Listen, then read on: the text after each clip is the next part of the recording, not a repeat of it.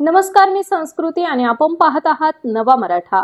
अहिल्यानगर शहरात चोरीच्या घटनांमध्ये वाढ होत आहे। अशातच आता माळीवाडा येथील ब्राह्मण गल्लीमध्ये असलेल्या शंकर सावली मठ येथील बाबांच्या मूर्तीच्या गळ्यातील आणि पादुका जवळील चांदीचे दागिने आणि रुद्राक्षाची माळ असा 13,000 रुपये किमतीचा ऐवज अज्ञात चोरट्याने चोरून नेल्याची धक्कादायक घटना घडली आहे। या प्रकरणी मंदिराचे पुजारी कमलेश लक्ष्मण जंजाळे यांनी कोतवाली पोलीस ठाण्यात फिर्याद दिली आहे। या प्रकरणी पोलिसांनी आरोपीला पकडून पोलिसांनी अटक केली आहे। आजकालची तरुणाई जंगली रमी या ऑनलाईन गेमकडे मोठ्या प्रमाणात आकर्षित होताना दिसत आहे। मात्र या विरोधात आता ऑनलाईन जुगार ॲप्स विरोधात पीपल्स हेल्पलाईनच्या वतीने क्रांतिकारक जनआंदोलनाची हाक देण्यात आली आहे।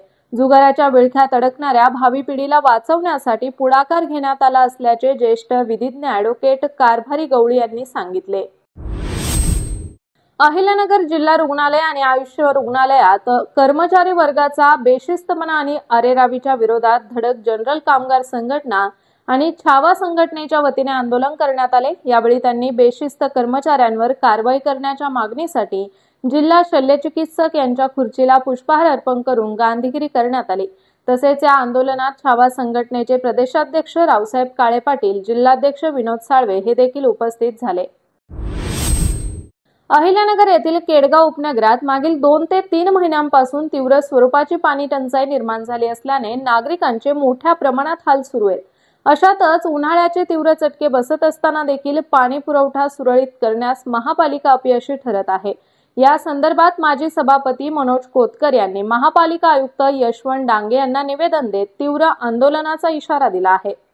गेल्या 2-2.5 महिन्यापासून केडगाव परिसरामध्ये पाण्याची अत्यंत टंचाई भासत आहे आणि ती महानगरपालिकेने लवकरात लवकर दूर करावी। गेल्या 2-2.5 महिन्यापासून जसजसं पाण्याची समस्या येत गेली तसतसं महानगरपालिकेला वेळोवेळी पत्रव्यवहार केला आहे। त्यांना सांगण्यात आले की केडगाव या ठिकाणी पाण्याची समस्या जाणवती, तर त्या वेळेस पत्र दिल्यानंतर आम्हाला या ठिकाणी सांगण्यात आलं की डॅमला लाईट नाही आहे, विळदला लाईट नाही आहे, शटडाऊन आहे, लाईन फुटली। पण ह्या ज्या समस्या आल्या नक्की त्या समस्या येत आहेत, पण त्या आल्यानंतर त्या सोडवल्यानंतर त्या ठिकाणी केडगावचा पाणी प्रश्न मिटवणं ही प्रशासनाची जबाबदारी आणि त्या ठिकाणी प्रशासन त्या ठिकाणी मला असं वाटतं की टाळाटाळ करते। तर आमची केडगावकरांच्या वतीनं एक विनंती राहील की हा जो पाणी प्रश्न आहे हा लवकरात लवकर मिटला पाहिजे। या ठिकाणी गेल्या 7 ते 8 दिवसापासून त्या ठिकाणी केडगावला पाणी आलं नाही। काही भागामध्ये जे टँकर जातात तर ते टँकर दिवसाड जाणाऱ्या ठिकाणच्या टँकरला जवळजवळ 15-15 दिवस लागतात। उदाहरणार्थ बायपासच्या पलीकडे कापरेमळ्याचा जो भाग आहे त्या भागामध्ये त्या ठिकाणी विहिरी आहेत, फक्त त्या ठिकाणी काय आपली पाण्याची लाईन नाही आहे आणि त्या वापरासाठी विहिरीचं पाणी देखील ते नागरिक वापरायचा प्रयत्न करतात, पण आज त्या ठिकाणी विहिरीला पाणी नाही।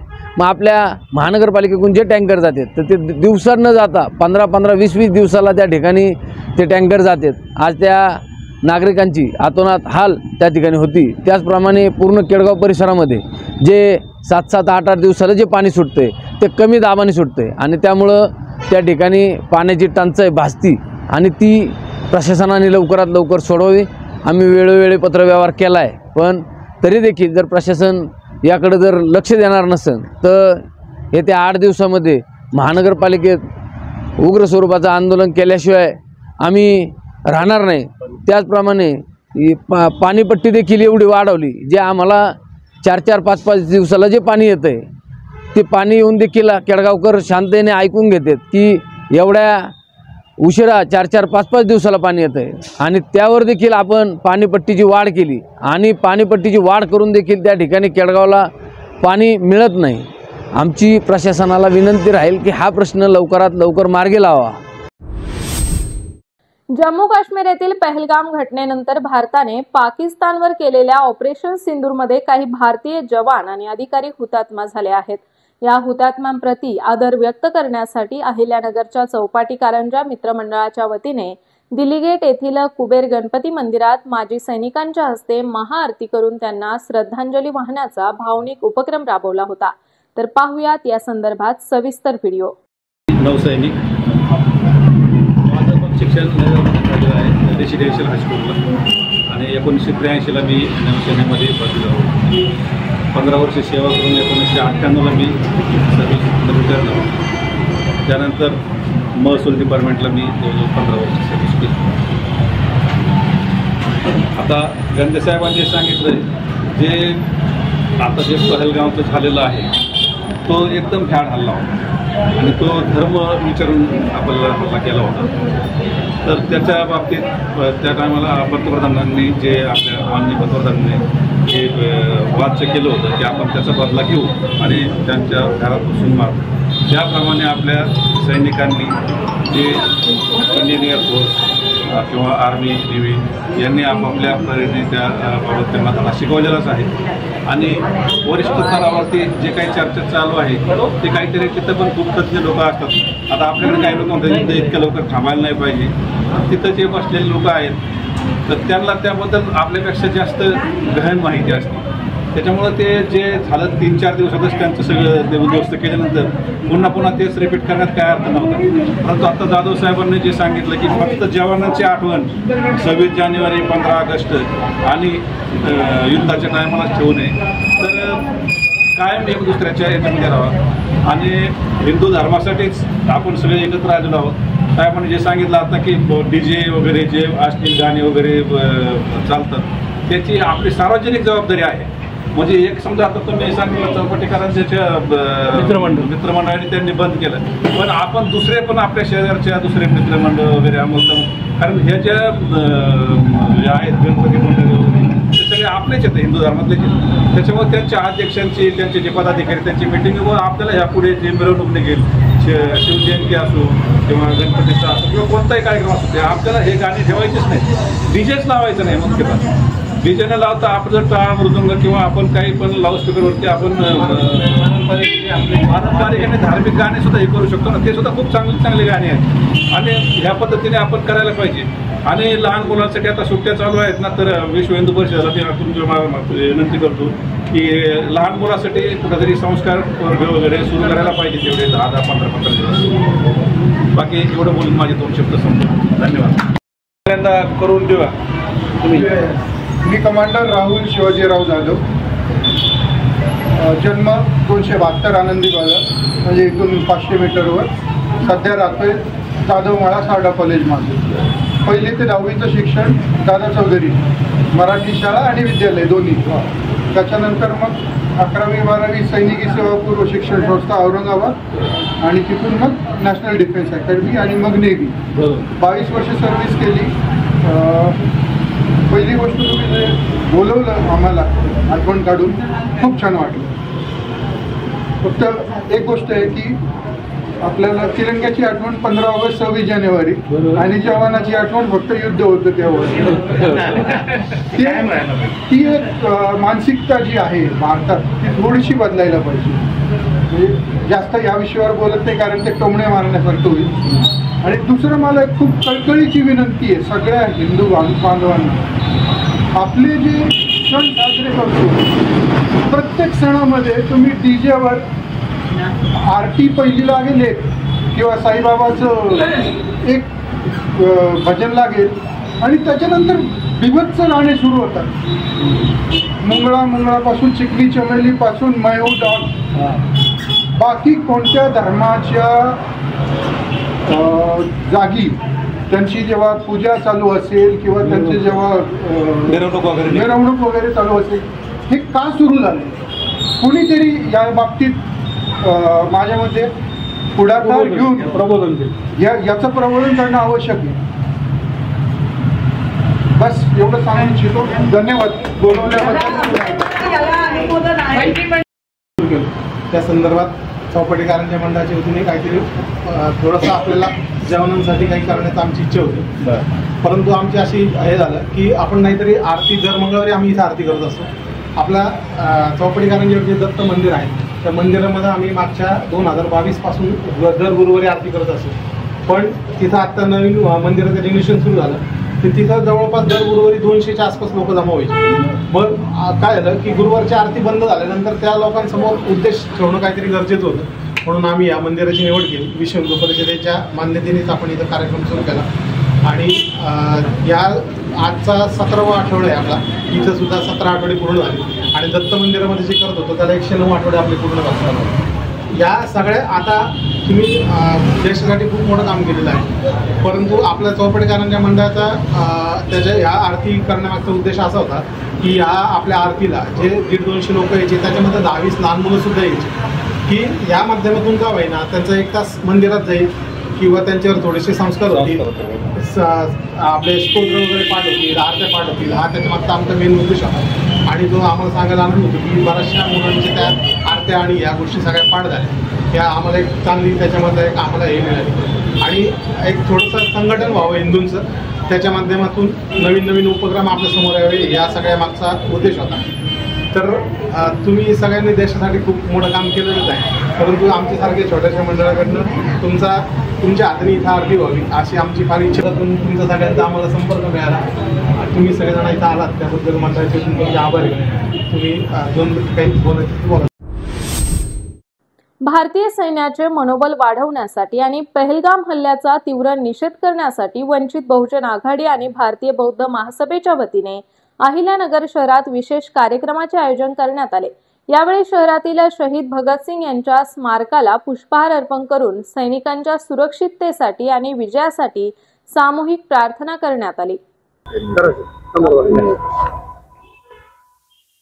आज राष्ट्रीय अध्यक्ष वंचित बहुजन आघाडीचे बाळासाहेब आंबेडकर यांच्या वाढदिवसाच्या कार्यक्रमानिमित्ताने इतर कार्यक्रमांना आम्ही वगळून आज जे भारत पाकिस्तान युद्ध चालू आहे त्या पाकिस्तान युद्धामध्ये जे काही भारतीय सैन्य शहीद झालेत त्यांना विनम्रपणे आम्ही आदरांजली इथं वाहिलेली आहे. त्याचबरोबर जे भारतीय सैन्य अजूनही तटस्थ राहून आपल्या भारताची रक्षा करतायत त्यांच्यासाठी त्यांचं मनोबल वाढवण्यासाठी, भारतीय सैन्य दलाचं मनोबल वाढवण्यासाठी आज इथं आम्ही तथागत चरणी प्रार्थना घेतली आणि त्यांना भरपूर यश येवो आणि भारत हा विजयी हो यासाठी आम्ही प्रार्थना केलेली आहे.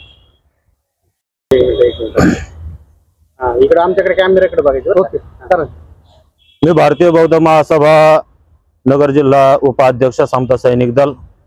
आज माननीय प्रकाश तथा बाळासाहेब आंबेडकर यांचा वाढदिवस आहे, परंतु या वाढदिवसाच्या कार्यक्रमाला फाटा देऊन आज या ठिकाणी वंचित बहुजन आघाडी आणि भारतीय बौद्ध महासभा नगर शाखा, तालुका शाखा, जिल्हा शाखा या सर्व शाखांच्या वतीनं या ठिकाणी आपल्या देशाच्या सीमेवर शहीद झालेल्या वीर जवानांना या ठिकाणी भगतसिंग यांच्या पुतळ्याजवळ अभिवादन करत आहोत. त्यांना त्यांचं मनोबल वाढवण्यासाठी या ठिकाणी प्रार्थना करत आहोत. या ठिकाणी प्रार्थना करत असताना भारतीय जे जवान आहेत ते सर्व जवान सुरक्षित राहावेत, त्यांना भरभरून असं यश संपादन व्हावं, देशाची सुरक्षा त्यांच्या माध्यमातून या ठिकाणी होत आहे. मी त्यांना प्रणाम करतो आणि या ठिकाणी थांबतो. जय भीम, नमो बुद्धाय. केडगाव स्पोर्ट्स अकॅडमी या संस्थेच्या वतीने 7 दिवसीय उन्हाळी शिबिर उत्साहात साजरे झाले. यावेळी केडगावसह संपूर्ण शहरातून या शिबिरात विद्यार्थी सहभागी झाले होते. शिक्षकांनी विशेष परिश्रम घेऊन शिबिरात संस्कार, शिक्षण, हस्तकला, चित्रकला, सर्जनशीलता, भाषण, वक्तृत्व कलेचे विद्यार्थ्यांना धडे दिले. जिल्हा पोलीस अधीक्षक कार्यालय आणि श्री अमृत वाहिनी ग्रामविकास मंडळ यांच्या संयुक्त विद्यमाने आयोजित मानवी तस्करी आणि बाल न्याय अधिनियम विषयक कार्यशाळेचे उद्घाटन पार पडले. यावेळी तस्करी ही एक गंभीर सामाजिक समस्या बनली असून तिचा बंदोबस्त करण्यासाठी समाजातील प्रत्येक घटकाने पुढाकार घेणे आवश्यक आहे, असे प्रतिपादन विभागीय पोलीस उपअधीक्षक गणेश उगले यांनी केले. अहिल्यानगर तालुक्यातील पिंपळगाव माळवी येथील माजी उपसरपंच लताबाई नानाभाऊ कराळे यांची निर्घुण हत्या करणाऱ्या मारेकऱ्यांचा तपास लावून तात्काळ अटक करण्याच्या मागणीसाठी शिवप्रहार संघटनेच्या वतीने आणि पिंपळगाव माळवीच्या ग्रामस्थांच्या वतीने पोलीस अधीक्षक यांची भेट घेऊन निवेदन देण्यात आले होते. मात्र अद्यापही कुठल्याही प्रकारची कारवाई करण्यात आली नसल्याने जिल्हा पोलीस अधीक्षक कार्यालयासमोर उपोषण करताना शिवप्रहार संघटनेचे युवक तालुका प्रमुख गोरक्षनाथ अडाव म्हणाले आहेत. संघटना युवक तालुका प्रमुख पिंपळगाव माळवे येथे माजी उपसरपंच लताबाई नानाभाऊ कराळे यांची 3 महिन्यापूर्वी दिवसा ढवळ्या निर्घुण हत्या करण्यात आलेली. आज हत्येला 3 महिने उलटून देखील अजून कुठल्याही प्रकारचा तपास लागलेला नाही. त्यामुळे पिंपळगाव माळवीसह परिसरात भीतीचं वातावरण तयार झालेलं आहे. त्यामुळे आज आम्ही 8 दिवसापूर्वी जिल्हा पोलीस ॲडिशनल SP साहेब खैरे साहेब यांना भेटलो होतो का साहेब 8 दिवसात तपास लावा अन्यथा आम्ही 13/5/2025 रोजी उपोषणाला बसणार आहोत। त्या पद्धतीने आज आम्ही उपोषणाला बसलो आहोत। पोलिसांना तपास का लागत नाही अशी उलटसुलट चर्चा आज परिसरामध्ये चालू झालेली आहे। का तपास दाबला गेलाय की काय अशी पण एक चर्चा सर्वसामान्यांमध्ये चालू आहे। त्यामुळे आज आम्ही इथं उपोषणाला बसलो आहोत। तरी लवकरात लवकर तपास लावा। आम्ही नाही जोवर तपास लागत नाही तोपर्यंत आम्ही इथं बसूनच राहणार आहोत। अहिल्यानगर येथील सावेड येथील श्री समर्थ विद्या मंदिर प्रशाला माध्य आणि उच्च माध्यमिक विभाग कनिष्ठ महाविद्यालयाच्या इयत्ता 12वी शालांत परीक्षेचा शास्त्र शाखेचा सरासरी निकाल 97.70% आणि फेब्रुवारी 2025 घेण्यात आलेल्या शालांत परीक्षेत सावेड येथील श्री समर्थ विद्या मंदिर प्रशालेच्या विद्यार्थ्यांनी घवघवीत यश संपादन करत नेत्रदीपक यश मिळवले आहे। प्रशालेचा निकाल 98.62% लागला आहे। श्री रामकृष्ण एज्युकेशन फाउंडेशनची सेठ नंदलाल धूत इंग्लिश मीडियम स्कूल आणि मोहनलाल राम अवतार मानधना कनिष्ठ महाविद्यालयाने 100% निकालाची परंपरा कायम राखली। या वर्षीच्या 2024-25च्या बोर्डाच्या परीक्षेला शाळेतील एकूण 73 विद्यार्थी बसले होते। त्यापैकी 33 विद्यार्थी विशेष योग्यतेमध्ये पास झाले, तर प्रथम श्रेणीत 25 विद्यार्थी आणि द्वितीय श्रेणीत 15 विद्यार्थी उत्तीर्ण झाले आहेत। 2023चा वर्षाचा कामगार भूषण पुरस्कार श्रीनिवास कळमकर यांना राज्यपाल CP राधाकृष्णन यांच्या हस्ते मुंबई येथे प्रशस्तीपत्र, स्मृतिचिन्ह आणि रोख 50,000 रुपये असे पारितोषिक देऊन सन्मानित करण्यात आले। तसेच राज्य शासनाच्या महाराष्ट्र कामगार कल्याण मंडळाकडून दिले जाणारे कामगार भूषण आणि विश्वकर्मा गुणवंत कामगार पुरस्कार 2023 कामगार मंत्री ॲडव्होकेट आकाश फुंडकर यांनी जाहीर केले होते। परिचारिका दिनाचे औचित्य साधून उपदेशक आणि बूथ हॉस्पिटल अहिल्यानगर यांच्या संयुक्त विद्यमाने परिचारिका गौरव पुरस्कार वितरण सोहळ्याचे आयोजन करण्यात आले होते। सदर कार्यक्रम Shirley Miller hall booth hospital या ठिकाणी झाला होता। नगर दीव दमण येथे 19 मे पासून सुरू होणाऱ्या खेलो इंडिया बीच गेम्स 2025 स्पर्धेमध्ये सहभागी होणाऱ्या महाराष्ट्र बीच फुटबॉल संघात अहमदनगरचे जिल्हा फुटबॉल संघटनेचा खेळाडू ओम साहेबराव दंडवते यांची निवड झाली आहे।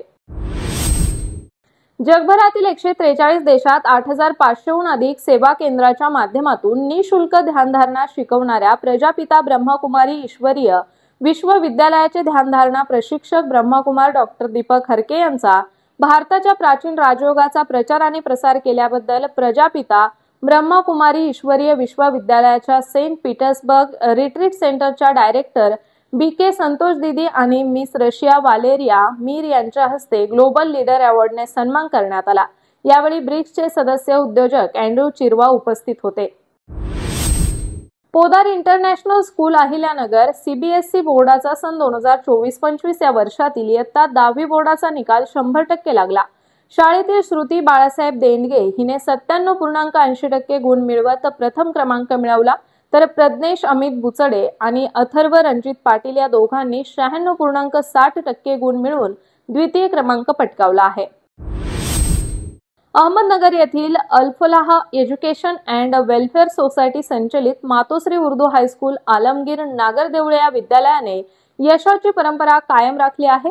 SSC परीक्षा मार्च 2025च्या परीक्षेत विद्यालयाने 98% निकाल प्राप्त केला आहे। स्नेहालय संस्थेच्या बालभवन प्रकल्पातील विद्यार्थ्यांनी यंदाच्या 10वीच्या बोर्ड परीक्षेत अपवादात्मक यश संपादन करत सेवा वस्तीतील शिक्षण प्रेमाचे नवसंकेत उभारले आहेत। प्रतिकूल परिस्थितीत राहूनही या विद्यार्थ्यांनी केवळ नियमित अभ्यास आणि जिद्दीच्या जोरावर 72.31% इतका एकूण निकाल मिळवला आहे। महाराष्ट्र शासनाच्या आरोग्य सेवा आयुक्तालयातर्फे दरमहा जाहीर होणाऱ्या आरोग्य कार्यक्रमांच्या राज्यस्तरीय रँकिंगमध्ये मार्च 2025 या महिन्यात अहिल्यानगर महानगरपालिकेने राज्यात 5व्या क्रमांकावर झेप घेतली आहे। यापूर्वी जानेवारी महिन्यात 10वा क्रमांक मिळवला होता। 2 महिन्यात केलेल्या उपाययोजनांमुळे पहिल्या 5 क्रमांकामध्ये महानगरपालिकेने स्थान मिळवले आहे। लवकरच आरोग्यवर्धिनी केंद्र सुरू करून नागरिकांना अधिक चांगली सेवा देण्याचा प्रयत्न असल्याचे आयुक्त तथा प्रशासक यशवंत डांगे यांनी सांगितले। तर अशाच माहितीपूर्ण बातम्यांसाठी चॅनलला सबस्क्राइब नक्की करा।